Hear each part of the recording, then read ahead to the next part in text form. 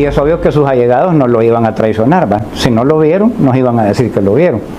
Pero en aquel tiempo yo era de los miles y miles de areneros que se nos comunicó que Paco Flores murió y lo tuvimos que creer por fe. Yo por fe no creo nada. No vi cadáver, no hay muerte. Durante el gobierno de Arena, bajo el mando de Francisco Flores, este se convirtió en el gran administrador de la generosidad internacional. Tras los terribles terremotos del año 2001, el gobierno de Taiwán en solidaridad donó más de 15 millones de dólares. Algunos dicen que fueron hasta 20 para ayudar a todas estas víctimas. Fuertes cantidades de dinero y de muchas otras instituciones también. Pero Flores, con su mejor cara de estadista, con sus gafas de intelectualidad, recibió todo el dinero solo para presentarlo como un triunfo de su gestión. Pero en aquella fecha, en esos tiempos, nadie preguntó demasiado. Todo parecía correcto. Sin embargo, años después se descubriría la verdadera eficiencia de su administración, y no para bien. Una buena parte de esos fondos, al menos 10 millones de dólares, nunca llegó a los necesitados, ni un 5. Nada para las familias sufridas de las comunidades. En cambio, terminó cómodamente desviando hacia cuentas personales en el exterior. Se rastreó algunos cheques que llegaron hasta las Bermudas, algunos paraísos fiscales, y también buena parte de ese dinero hacia su partido Arena. Porque, como ven, pocos saben robar con tanta elegancia y bajo un discurso tan pulido como lo hizo la administración de Francisco Flores, que en su momento pues nadie se enteró. Pero como en esta vida todo sale a la luz, años después los famosos cheques de Taiwán salieron a flote. La fiscalía comenzó la investigación seria, Arena se puso rápidamente en modo de protección total. Después de todo, Flores no había robado solo para él. Mucho dinero había pasado por las cuentas de Arena. Es decir, se habían quedado con buena parte del botín y aquel hombre que vendían como honesto de los lentes se convirtió de repente en un activo demasiado valioso como para dejarlo caer. Pero a medida que las evidencias se acumulaban y el escándalo crecía, el valiente expresidente decidió que ya no era momento de dar la cara. Se escondió, se refugió en el silencio y evitó todo contacto con la prensa y con la justicia. La solicitud, basándonos en el código de ética y basándonos en los estatutos del partido, de la expulsión del expresidente Francisco Flores. Habría a continuación una lucha interna, pues para seguir rescatando al partido como nosotros lo fundamos. Lo fundamos con un amor al partido y al país entero para defender los intereses del pueblo salvadoreño. Se convirtió en prófugo y esa desaparición repentina fue la mejor confesión que pudo haber dado. Aquel expresidente moderno, el político que vendían como intachable, resultó ser tan culpable que prefirió esconderse antes que dar más explicaciones. Porque nada grita inocencia como salir corriendo cuando te piden las cuentas. Pero para enero del 2014, Francisco Flores todavía tuvo el descaro de ir ante la asamblea, porque tenía muchos compinches de Arena instalados, a decir que los saquitos del dinero habían llegado a los destinatarios, sin precisar ni detallar quiénes eran estos. Cambiábamos fondos de la cooperación a efectivo y le entregábamos a los alcaldes. ¿Verdad? Yo me acuerdo al alcalde de Zacatecoluca entregarle un costalito así de efectivo para que pudiera enfrentar la crisis. Todos los fondos que durante mi mandato nos entregó el gobierno de Taiwán se fueron inmediatamente a sus destinatarios. Jamás un centavo de esos fondos se fue a un beneficio personal mío. ¿A dónde mandaron los destinatarios esos cheques? Ya no es una responsabilidad mía. Pero la evidencia era demasiada y entonces la fiscalía lo acusó formalmente de peculado y enriquecimiento ilícito, para que así el 6 de mayo un juez giró orden de captura en su contra. Ahí fue donde se convirtió en prófugo de la justicia e incluso con una solicitud de alerta roja con la Interpol. Convirtiéndose en este momento en un prófugo de la Comisión Legislativa. Que ella no solamente tiene el delito probado de corrupción, sino que hay otros tipos de delitos. Estuvo exactamente 4 meses escondido, hasta que el 5 de septiembre del 2014, él, curiosamente, de manera sorpresiva, decidió entregarse voluntariamente. Y desde ese momento, todo comenzó a oler más que sospechoso. 4 meses de fuga dan para mucho. Parece que el tiempo que pasó desaparecido, más bien escondido, lo usó para coordinar con sus compañeros de Arena el siguiente paso. Como muchos creían, para arreglar un plan de escape definitivo. Luego de entregarse en ese septiembre, Paco Flores pasó solamente 13 días en una celda real, ni siquiera 2 semanas en prisión. Después de una rapidez que rayaba lo milagroso, los jueces decidieron que lo más conveniente era mandarlo para su casa bajo arresto domiciliar. Vale aclarar que todavía no estaba enfermo. Nuevamente se sospechaba que había algún plan para no llegar a condena ni revelar la verdad de aquel caso. Y ya cómodamente en su casa estaría mientras avanzaba el juicio. Pero casi al mismo tiempo comenzó de manera misteriosa un declive de su salud. Hospitalizaciones frecuentes, supuestos problemas cardíacos, malestares repentinos. El hombre, que había gobernado con mano firme durante aquellos 5 años, parecía ahora demasiado frágil como para soportar un proceso judicial. Aquel ir y venir de ambulancias y hospitales se convirtió en el preámbulo más sospechoso de toda la historia. Mientras el caso avanzaba, el expresidente se iba deteriorando al mismo ritmo. Porque nada resulta más conveniente que una salud delicada cuando uno tiene mucho que callar y esconder. Durante su cómodo arresto domiciliario, Francisco Flores fue trasladado al hospital al menos 3 veces en poco más de un año. 3 ingresos perfectamente cronometrados, que de casualidad o no, le fueron construyendo un expediente clínico impecable. De repente, aquel expresidente se convirtió en un hombre muy frágil, lleno de padecimientos y varios registros y chequeos médicos. Y a todo esto, obviamente, pues crecían demasiadas sospechas en la opinión pública.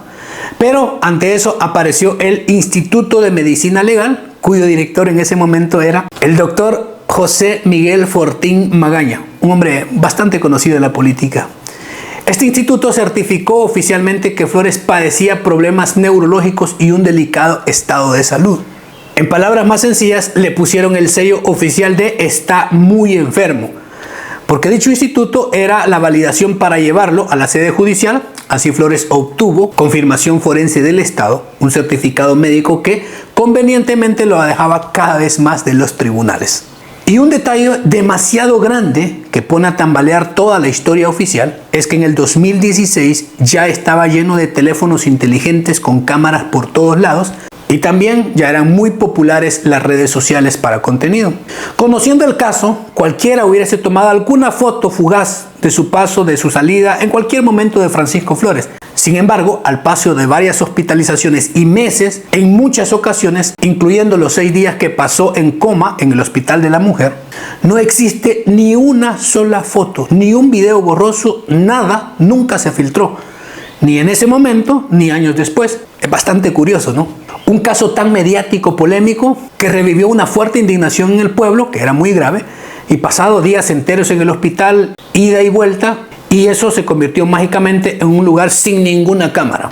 Algo que lleva a pensar que Flores no solo llegó muerto al hospital, sino que, algunos dicen, nunca llegó. Entonces, para enero del 2016, Francisco Flores en su familia dijo que fue encontrado inconsciente en su casa. Lo trasladaron de urgencia al Hospital de la Mujer de la capital, donde los médicos le diagnosticaron un grave accidente cerebrovascular por una obstrucción arterial. Dijeron que entró en coma profundo y permaneció días en ese estado.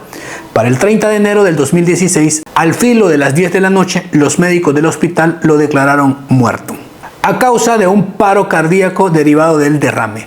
Justo a tiempo, porque esa muerte tan oportuna y tan perfectamente cronometrada pareció la culminación de un plan que había empezado el mismo día que se entregó allá por septiembre. Y esto obviamente cerraba el caso definitivamente. Ya había un expediente clínico impecable, firma de medicina legal, varias hospitalizaciones. Flores se daba por muerto antes de que un juez pudiera declararlo culpable. Desde aquel día, muchos dudaron. Dijeron que era una forma de escapar de la justicia, y algo que no era tan conocido, pero luego se supo, que Francisco Flores en la década de los 80, siendo aún muy joven, viajó a la India y se sumergió profundamente en la espiritualidad oriental.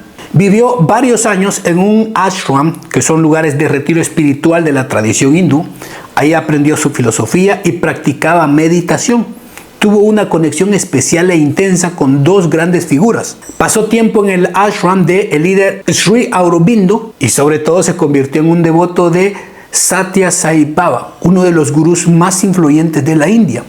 Incluso tuvo una audiencia personal con Sai Baba allá en 1981. Y él mismo aseguraba que le había profetizado que él llegaría a liderar el país.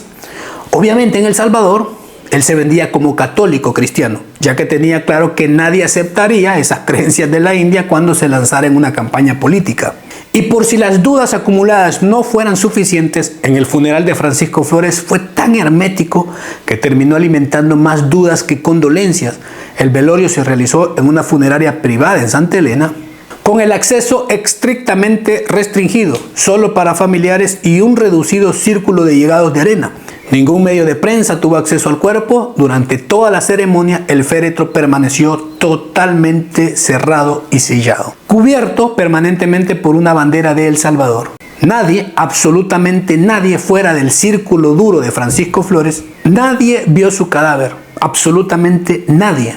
Solo en teoría su círculo más cercano. Y obviamente tampoco hay una sola fotografía del expresidente fallecido. Y además de eso que fue muy llamativo, el féretro sellado, también la actitud de la familia. Mientras el país observaba con incredulidad, la esposa de Francisco Flores, Lourdes de Flores, y sus hijos fueron vistos muy sonrientes. Conversaban con una aparente tranquilidad de ser nada más como acompañantes, no dolientes. No mostraban el profundo dolor que cabría esperar ante la pérdida de un familiar.